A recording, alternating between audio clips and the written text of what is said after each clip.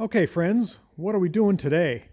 We're in the shop and we're working on our shop truck, our personal truck that has a little body damage.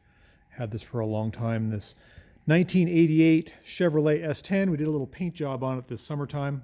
If you recall, the paint was all peeling, like this bumper's peeling, and I'm feeling the need to sand that down and paint it because everything else is looking pretty good. And I do love this truck. I haven't seen the need to get rid of it. It comes in handy.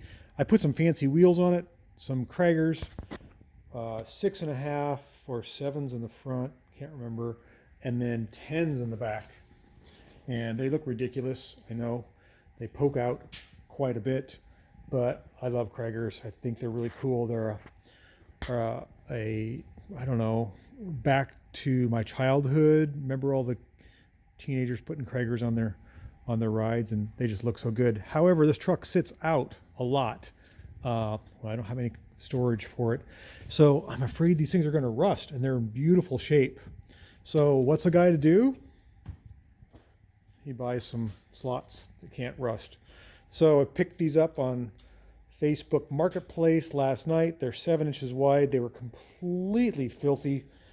Some guy had them on a Corvette. It's kind of weird. They're slots. So they're slotted slots. In other words, they're slots and they are unilug. And somebody's knocking at the door. Who's coming? Oh yeah, I figured it might be you. It's rainy and wet out there. So we were just talking about our slotted slots, and I cleaned up the white letter tires with Wesley's bleach white and a little elbow grease, and then used this etching mag foam cleaner, Eagle One, which is pretty toxic, to clean up the back sides of these. They were covered in brake dust and gook, and I used a 3M pad and some of that acid cleaner, and that cleaned them up pretty good. So tires are older, the wheels are older, but I think it's going to be a good look on the truck. And as you can see, they're already on. The thing about these real wide wheels in the back is they kick up a lot of dirt on the fenders. So these ones will stay within the fenders and they won't rust. So I'm happy, and they look good. So for today, it's a win. We got some relatively cheap wheels and tires that are used, and the truck looks good and looks more the way it should. And it also gives a nod to the kind of the hot rod era. Somebody actually painted these black in here. I don't know why they did that. And when I used my pad to clean off all the dirt and the mouse debris that he's been sitting in a shed for a long time, I scratched them a little bit, so I might have to polish them out a little bit.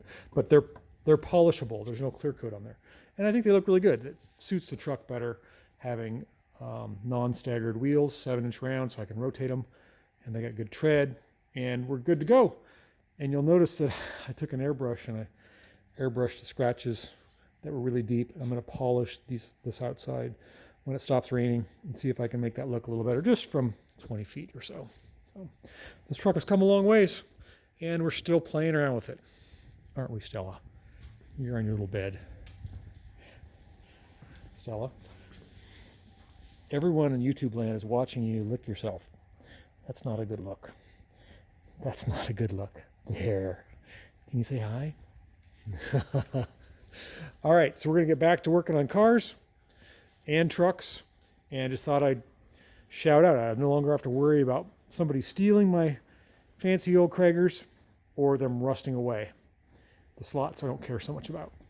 All right, thanks for watching.